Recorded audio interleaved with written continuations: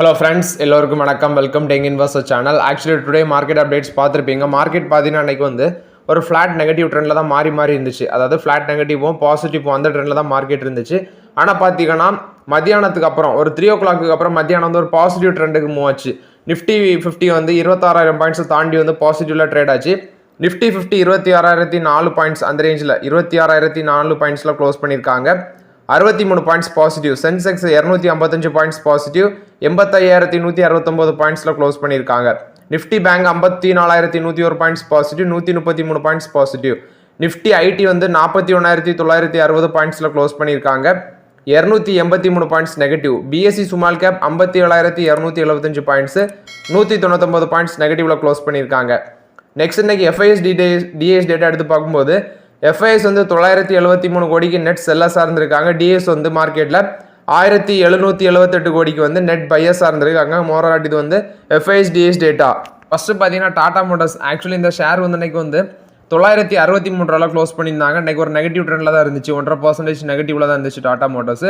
டாடா மோட்டர்ஸோட share price வந்து பார்த்தீங்கன்னா நம்ம கடைசியாட்டு கன்சிடர் பண்ணது நான் வந்து 966 ஒரு 8 ஷேர் கன்சிடர் பண்ணேன். அது அந்த ஸ்க்ரீன்ஷாட் வர உங்கள்கிட்ட போஸ்ட் பண்ணேன்.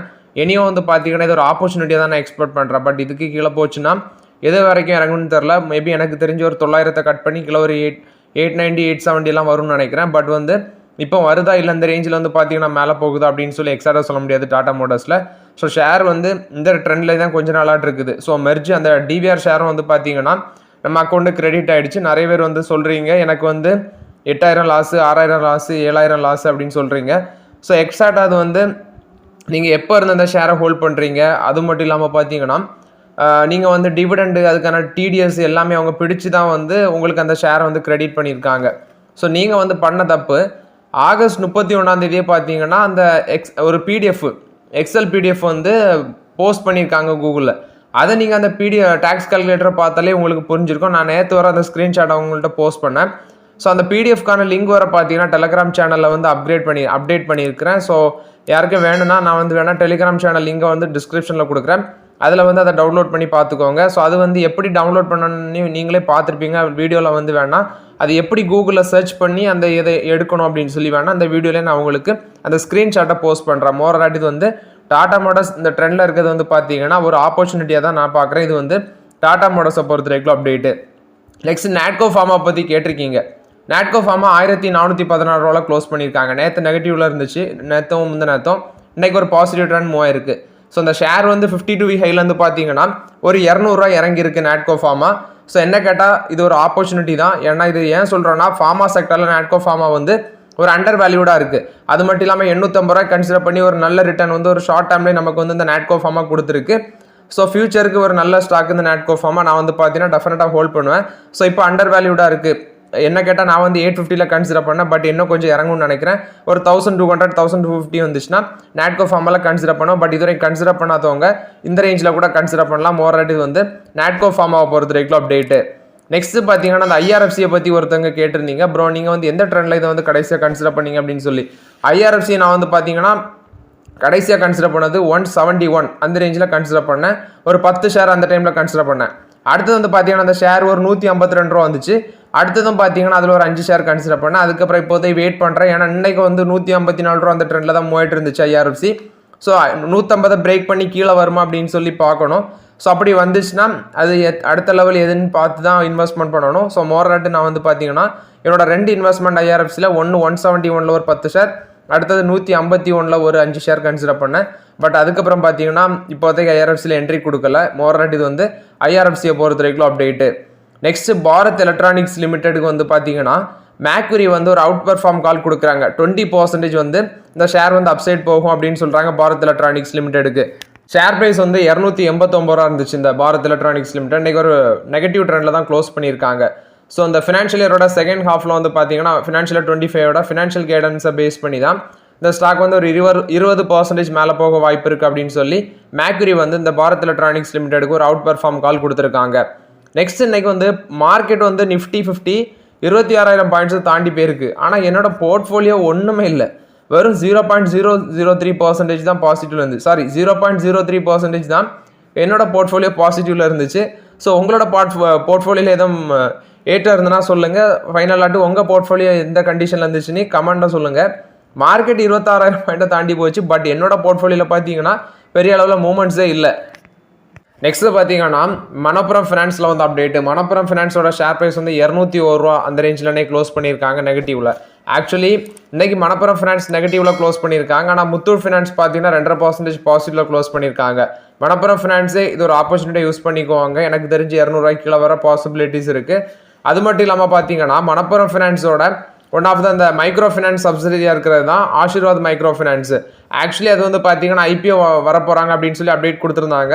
செப்டம்பர் 30ஆம் தேதிக்குள்ள வந்து பார்த்தீங்கன்னா ஐபிஓ வந்திருக்கணும். ஆனால் இப்போ மணப்புரம் ஃபினான்ஸோட எம்டி அண்ட் சிஓட் இருக்கிற விபி நந்தகுமார் ஒரு அப்டேட் கொடுத்துருக்காங்க. அவங்க சொல்கிறது என்னன்னு பார்த்தீங்கன்னா இப்போ மார்க்கெட் கண்டிஷன் வந்து அன்ஃபேவரபுளாக இருக்கிறதுனால மணப்புரம் ஃபினான்ஸோட மைக்ரோ ஃபினான்ஸாக இருக்கிற ஆசீர்வாத் மைக்ரோ ஃபினான்ஸ் வந்து இந்த ஐபிஓ வந்து லிஸ்டிங் ஆகிறது மேபி தள்ளி போக வாய்ப்பு இருக்குது அப்படின்னு சொல்லி அப்டேட் கொடுத்துருக்காங்க. அதாவது தள்ளி வைக்கிறோம் அப்படின்னு சொல்கிறாங்க. ஸோ இந்த கம்பெனியில் 98% ஆஃப் த ஸ்டேக் வந்து மணப்புரம் ஃபினான்ஸ் தான் ஹோல்ட் பண்ணுறாங்க இந்த மைக்ரோ ஃபினான்ஸில். இவங்க ஃபேஸ் பண்ணுறது குறிப்பாட்டு இந்த ஃபியூஷன் ஃபினான்ஸ் லிமிடெட் வந்து பார்த்தீங்கன்னா இப்போ ஒரு ப்ரெஷரை வந்து ஃபேஸ் பண்ணுறாங்க. ஸோ இப்போ ஃபினான்ஷியல் சிச்சுவேஷன் அது எல்லாமே நமக்கு சாதகமாக இல்லாததுனால இந்த ஐபிஓ வந்து தள்ளி வைக்கிறாங்க. ஸோ மோராட் இது வந்து பார்த்தீங்கன்னா மணப்புரம் ஃபினான்ஸோட ஆசீர்வாத் மைக்ரோ ஃபினான்ஸை பொறுத்த வரைக்கும் அப்டேட்டு. ஐபிஓ பார்த்தீங்கன்னா லிஸ்டிங் வந்து தள்ளி போகுது, போஸ்ட்போன் பண்ணுறாங்க. நெக்ஸ்ட் வேதாந்தா வந்து பார்த்தீங்கன்னா ஆல்ரெடி 3 டிவிடன் கொடுத்தாச்சு. இப்போ அடுத்தது 4th இன்ட்ரீம் டிவிடன் வந்து இந்த ஃபினான்ஷியல் 25 அனௌன்ஸ் பண்ண போகிறாங்க. என்னைக்குன்னு பார்த்தீங்கன்னா அக்டோபர் 8ஆம் தேதி. அதுக்கான ரெக்கார்ட் டேட் வந்து அக்டோபர் 16ஆம் தேதின்னு சொல்லியிருக்காங்க. மோராட் இது வந்து வேதாந்தாவை பொறுத்த வரைக்கும் அப்டேட்டு. கொடை வள்ளல்னு சொல்லலாம். 4th இன்ட்ரீம் டிவிடன் பார்த்தீங்கன்னா கொடுக்க போகிறாங்க வேதாந்தா குழுமம். நெக்ஸ்ட் பார்த்தீங்கன்னா ஐடிஎஃப்சி ஃபர்ஸ்ட் பேங்க். ஆக்சுவலி இன்னைக்கு ஸ்டாக் ப்ரைஸ் வந்து ஐடிஎஃப்சி ஃபர்ஸ்ட் பேங்க்குக்கு வந்து 73 ரூபாவில் க்ளோஸ் பண்ணியிருந்தாங்க. அதே மாதிரி ஐடிஎஃப்சி லிமிடெடுக்கு வந்து 109 ரூபாவில் க்ளோஸ் பண்ணியிருந்தாங்க. ஐடிஎஃப்சி ஃபர்ஸ்ட் பேங்க் வந்து பார்த்தீங்கன்னா 73 ரூபாவில் க்ளோஸ் பண்ணியிருக்காங்க. ஐடிஎஃப்சி லிமிடெட் 150 ரூபாவில் க்ளோஸ் பண்ணியிருக்காங்க. இந்த மெர்ஜரில் உங்களுக்கு பெனிஃபிட் வந்து நான் கேல்குலேட் பண்ணி பார்க்கும்போது இந்த ஆர்பிட்ராஜில் உங்களுக்கு ஒரு 415 ரூபா வந்து பார்த்தீங்கன்னா ஸ்டில் பெனிஃபிட்டில் இருக்குது. ஆனால் டேக்ஸ் அப்படி ஏதாவது ரிலேட்டட் ப்ராப்ளம்ஸ் வந்தால் நான் 415 ரூபா கிடைக்குமான்னு தெரியாது, பெனிஃபிட் இருக்குமான்னு தெரியாது. இப்போ ஐடிஎஃப்சி ஃபர்ஸ்ட் பேங்க் ஐடிஎஃப்சி லிமிடெடுக்கு வந்து அந்த மெர்ஜருக்கு வந்து பார்த்தீங்கன்னா நேஷனல் கம்யூனிட்டி லா ட்ரிபியூனல் வந்து இப்போ அப்ரூவல் கொடுத்துருக்காங்க. இன்றைக்கி வந்து அப்ரூவல் கொடுத்துருக்காங்க. ஸோ மோராட் இது வந்து ஒரு பாசிட்டிவ் அப்டேட்டாக இருக்குது. மேபி எனக்கு தெரிஞ்சு வந்து பார்த்தீங்கன்னா ஒரு 5 to 6 மந்தில் வந்து இந்த ஐடிஎஃப்சி ஃபர்ஸ்ட் பேங்க் வந்து மெர்ஜ் ஆகும் அப்படின்னு நினைக்கிறேன். ஸோ மெர்ஜர் ரேஷியோ உங்களுக்கு தெரியும். 100 ஐடிஎஃப்சி லிமிடெட் ஷேர் இருந்ததுன்னா உங்களுக்கு 155 ஐடிஎஃப்சி ஃபர்ஸ்ட் பேங்க் ஷேர் கிடைக்கும். ஸோ அந்த மெர்ஜரில் வந்து பார்த்தீங்கன்னா 415 ரூபா பெனிஃபிட் இருக்குது. இவங்க நேஷனல் கம்யூனிட்டி லா ட்ரிபியூனல் இப்போ அப்ரூவலும் கொடுத்துருக்காங்க. இது வந்து ஐடிஎஃப்சி ஃபர்ஸ்ட் பேங்க் ஐடிஎஃப்சி லிமிடெடை பொறுத்த வரைக்கும் ஓவரால் பாசிட்டிவ் அப்டேட்டு. நெக்ஸ்ட் பார்த்தீங்கன்னா எஸ்பிஐ கார்ட்ஸ். இன்னைக்கு இந்த எஸ்பிஐ கார்ட்ஸ் வந்து பார்த்தீங்கன்னா ஒரு 771 ரூபா அந்த ரேஞ்சில் ஒரு நெகட்டிவ்ல தான் க்ளோஸ் பண்ணியிருந்தாங்க இந்த எஸ்பிஐ கார்ட்ஸ். எஸ்பிஐ கார்ட்ஸ் வந்து நான் வந்து பார்த்தீங்கன்னா ஒரு 750 கிராக் பண்ணி 730 720 போச்சுன்னா எஸ்பிஐ கார்ட்ஸில் கன்சிடர் பண்ணலாம் அப்படின்ட்டு ஒரு ஐடியாவில் இருக்கிறேன். பட் எஸ்பிஐ கார்ட்ஸ் வந்து மோட்டிலால் ஓசல் வந்து ஒரு 850 ரூபா பார்த்தீங்கன்னா டார்கெட் ப்ரைஸ் கொடுத்துருக்காங்க எஸ்பிஐ கார்ட்ஸுக்கு. இது வந்து எஸ்பிஐ கார்ட்ஸை பொறுத்த வரைக்கும் ஒரு பாசிட்டிவ் அப்டேட்டு. நெக்ஸ்ட் ஹெச்டிஎஃப்சி பேங்க்ல வந்து அப்டேட். ஹெச்டிஎஃப்சி பேங்க் வந்து இன்னைக்கு 1779 ரூபா அந்த ரேஞ்சில் ஒரு ஃபிளாட் பாசிட்டிவ்ல க்ளோஸ் பண்ணியிருந்தாங்க. ஹெச்டிஎஃப்சி பேங்க்ல என்ன அப்டேட்னா இன்னைக்கு ஒரு பிளாக் டீல் நடந்திருக்கு. 0.04% ஆஃப் த ஸ்டேக் வந்து பார்த்தீங்கன்னா பிஎன்பி பாரிபாஸ் ஃபினான்ஷியல் அவங்க வந்து வித்துருக்காங்க. ஸோ பையர் யாருன்னு பார்க்கும்போது UBS principal capital Asia limited இவங்க தான் வந்து பை பண்ணியிருக்காங்க. 30.72 லேக் ஷேர் வந்து பார்த்தீங்கன்னா வித்துருக்காங்க. அதை வந்து யூபிஎஸ் பிரின்சிபல் வாங்கியிருக்காங்க. ஸோ ஷேர் ப்ரைஸ் வந்து 1768 ரூபா அந்த ரேஞ்சில் வித்துருக்காங்க. இது வந்து ஹெச்டிஎஃப்சி பேங்கை பொறுத்த வரைக்கும் அப்டேட்டு. நெக்ஸ்ட் வந்து பார்த்தீங்கன்னா ஹட்கோ கொடுத்த அப்டேட்டு. ஹட்கோ வந்து ஒரு 3742 கோடி வந்து பார்த்தீங்கன்னா ரைஸ் பண்ணியிருக்காங்க. எண்ணில் தான் இந்த டெப்ட் டிரான்சாக்ஷன் மூலமாக ரைஸ் பண்ணியிருக்காங்க அப்படின்னு சொல்லியிருக்காங்க. $448 மில்லியன் பார்த்தீங்கன்னா ரைஸ் பண்ணியிருக்காங்க இந்த ஹட்கோ. ஸோ எண்ணில் தான் இதை ரைஸ் பண்ணியிருக்காங்க. குறிப்பாடு ஜாப்பனீஸ் பேங்காக இருக்கிற UFJ Mitsubishi UFJ financial group, Sumitomo Mitsubishi banking corporation, Mizuho bank இந்த லார்ஜஸ்ட் 3 ஜப்பான் பேங்க் மூலமாக தான் இதை ரைஸ் பண்ணியிருக்காங்க அப்படின்னு சொல்கிறாங்க. So 5 year loan 70 basis point அந்த ப்ரைஸில் வந்து பார்த்தீங்கன்னா ரைஸ் பண்ணியிருக்காங்க. மோராட் இது வந்து ஹட்கோ பொறுத்த வரைக்கும் அப்டேட்டு. ரிலையன்ஸ் இண்டஸ்ட்ரீஸ் ஒரு அப்டேட் கொடுக்குறாங்க. இவங்க பெங்களூரில் 150,000 ஸ்கொயர் ஃபீட்டில் வந்து ஒரு ரிசர்ச் அண்ட் டெவலப்மெண்ட் சென்டர் வந்து அமைக்க இருக்கிறாங்க அப்படின்னு சொல்கிறாங்க. அவங்களோட கன்சியூமர் குட்ஸுக்கு வேண்டி 50 சயின்டிஸ்ட் ப்ளஸ் வந்து 100 சப்போர்ட் ஸ்டாஃப் வந்து வச்சு பார்த்தீங்கன்னா இவங்க வந்து இந்த ரிசர்ச் அண்ட் டெவலப்மெண்ட் சென்டர் வந்து இருக்கிறாங்க. ஸோ இது வந்து பார்த்தீங்கன்னா ஒரு டெஸ்ட் மார்க்கெட்டிங் மாதிரி அவங்களோட ஒரு நானோ ஃபேக்ட்ரிஸ் வந்து செட்டப் பண்ணுறாங்க. பர்சனல் கேர் கேட்டகரிஸ் வந்து home and personal care categories products வந்து பார்த்தீங்கன்னா அதில் டெஸ்ட் பண்ணுவாங்க அப்படின்னு சொல்கிறாங்க. மோராட் இது வந்து ரிலையன்ஸ் இண்டஸ்ட்ரீஸ் கொடுத்த அப்டேட்டு. நெக்ஸ்ட் பார்த்தீங்கன்னா டாக்டர் ரெட்டி லேபார்ட்டரிஸ் நம்ம டிஸ்கஸ் பண்ணியிருந்தோம் டாக்டர் ரெட்டி லேபார்ட்டரிஸ். ஸோ ஆக்சுவலி அது வந்து பார்த்தீங்கன்னா கண்டினியூஸாக ஒரு டவுன் ட்ரெண்டில் வந்துச்சு. ஸோ ரெக்கார்ட் ஹைக்கு அப்புறம் ஒரு 10% இறங்கிச்சு. 6490 அந்த ரேஞ்சில் அந்த ஷேர் ப்ரைஸ் வந்துச்சு. நம்ம டிஸ்கஸ் பண்ணியிருந்தோம் 6500 பிரேக் பண்ணி வர வாய்ப்பு இருக்குது 7000 போன டைமில். ஸோ அதே மாதிரி வந்து பார்த்தீங்கன்னா 6500 பிரேக் பண்ணி ஒரு 6490 அந்த ரேஞ்செலாம் வந்தாங்க. ஸோ அந்த ரேஞ்சில் வந்து பார்த்தீங்கன்னா ஆப்பர்ச்சுனிட்டி அப்படின்னு சொல்லி நம்ம டிஸ்கஸ் பண்ணியிருந்தோம். ஸோ கன்சிடர் பண்ணியிருந்தீங்கன்னா இப்போ வந்து பார்த்தீங்கன்னா அந்த ஷேர் மறுபடியும் வந்து ஒரு 200 ரேலி ஆயிருக்கு டாக்டர் ரெட்டி லேபார்ட்டரிஸ். மோராட் இது வந்து டாக்டர் ரெட்டி லேபார்ட்டரிஸை பொறுத்த வரைக்கும் அப்டேட்ஸு. நெக்ஸ்ட் ஃபாக்ஸ்கானும் ஸ்டெல்லன்டிஸும் பார்த்தீங்கன்னா ஒரு ஜாயிண்ட் வெஞ்சர் செட்டப் பண்ணுறாங்க. ரிசர்ச் அண்ட் டெவலப்மெண்ட் வந்து ஆட்டோமோட்டிவ் செமிகண்டக்டர் டெக்னாலஜி இந்தியாவில் செட்டப் பண்ணுறதுக்கு வேண்டி தான் அந்த ஜாயிண்ட் வெஞ்சர் அப்படின்னு சொல்கிறாங்க. ஸோ இது மோராட் வந்து பார்த்தீங்கன்னா நெதர்லாண்ட் பேஸ்ட் ஸ்டெல்லன்டிஸ் என்பியும் ஹான்காய் டெக்னாலஜி குரூப் ஃபாக்ஸ்கானோ இவங்க தான் வந்து பார்த்தீங்கன்னா இந்த ஜாயிண்ட் வெஞ்சரை செட்டப் பண்ணுறாங்க. ஸோ மோராட் இது வந்து ஃபாக்ஸ்கானை பொறுத்த வரைக்கும் ஒரு positive update. State Bank of India ஒரு அப்டேட் கொடுத்துருக்காங்க. So first Indian financial company வந்து பார்த்தீங்கன்னா இந்த 1 lakh crore net profit milestone வந்து நெக்ஸ்ட் 3 to 5 years வந்து அட்டைன் பண்ணும் அப்படின்னு சொல்லி அந்த கம்பெனியோட சேர்மன் CS செட்டி அவர் வந்து அப்டேட் கொடுக்குறாங்க. ஸோ 3 to 5 years வந்து பார்த்தீங்கன்னா 1 lakh crore ப்ராஃபிட் வந்து அட்டைன் பண்ணணும்னு சொல்கிறாங்க. ஃபினான்ஷியல் 24 அவங்களோட ஸ்டாண்டலோன் நெட் ப்ராஃபிட் வந்து 61,077 கோடியாக இருந்திருக்கு. So 21.59% growth.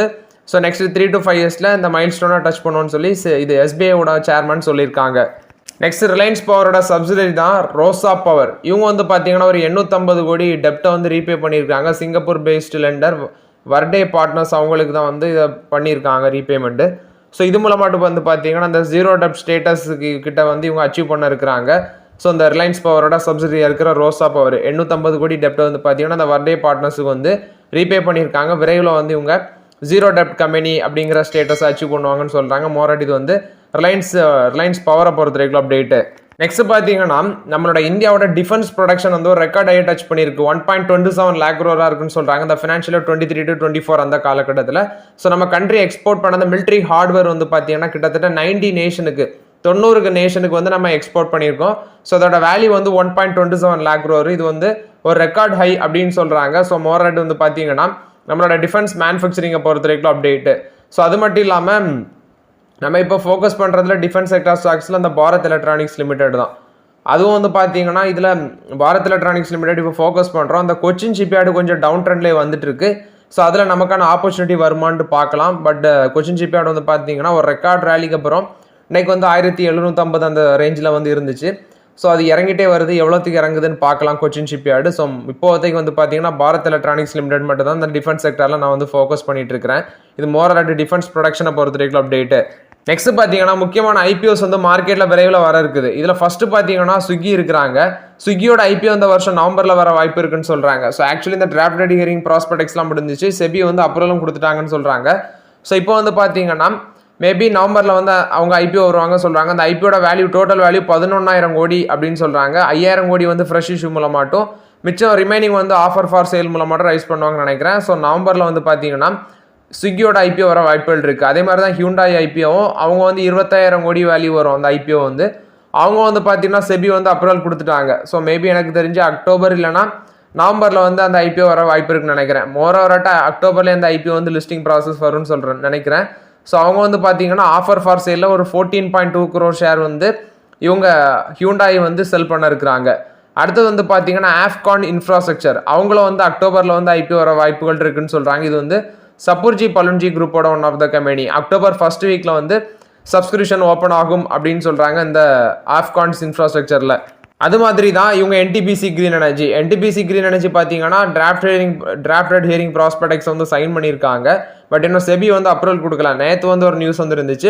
NTPC green energy வந்து இந்த ஐபிஓக்கு விரைவில் அப்ரூவல் கொடுக்கணும்னு சொல்லி செபிட்ட ஒரு கோரிக்கை வச்சுருந்தாங்க. ஸோ இவங்களும் வந்து பார்த்தீங்கன்னா 10,000 கோடி வந்து ரைஸ் பண்ணுறாங்க. ஸோ இவங்களோட ஐபிஓ வந்து நவம்பரில் வர வாய்ப்புகள் பிரகாசமாக இருக்குது அப்படின்னு சொல்கிறாங்க. அதே மாதிரி கனரா ரோபோகோ எம்சி இது வந்து கனரா பேங்கோட ஒன் ஆஃப் த சப்சிடரியாக இருக்குது. ஸோ இவங்களோட ஐபிஓ வந்து பார்த்தீங்கன்னா ஃபினான்ஷியல் 25 குவார்டர்லி 4 அதாவது ஃபினான்ஷியல் 25ல 4th குவார்ட்டரில் வந்து வர வாய்ப்பு இருக்குன்னு சொல்கிறாங்க. மோராட் இது வந்து ஐபிஓஸை பொறுத்த வரைக்கும் update. So okay friends, actually இந்த வீடியோவில் சில இம்பார்ட்டன்ட் அப்டேட்ஸ் எல்லாமே டிஸ்கஸ் பண்ணோம். அந்த வீடியோ உங்களுக்கு பயனுள்ளதாக இருக்கும்னு நினைக்கிறேன். பயனுள்ளதாக இருந்துச்சுன்னா லைக் பண்ணுங்கள், சப்ஸ்கிரைப் பண்ணுங்கள், கமெண்ட் பண்ணுங்கள். Okay friends, thank you.